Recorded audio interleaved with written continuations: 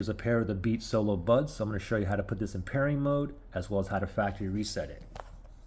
First thing is pairing mode. To put it in pairing mode, what you got to do is press and hold the right side, left side, or both sides. There's a button on top of the letter B. Okay, so for example, if I just hold the right side here, press and hold, ready, set, go.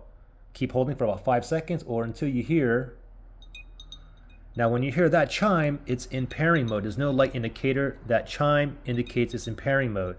Okay, now to put it in pairing mode, you can hold down one side for like 5 seconds or so, or hold down the other side, or you can hold them both together. Okay, the thing is when you hold them both together, you don't want to hold it too long if you just want to put it in pairing mode, because you can factory reset it as well like that.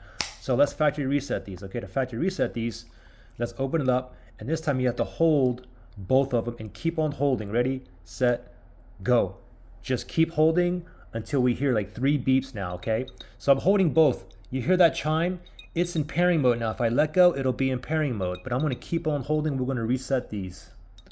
Still holding. Just wait. 1, 2, 3. Now let go, and now you just factory reset it.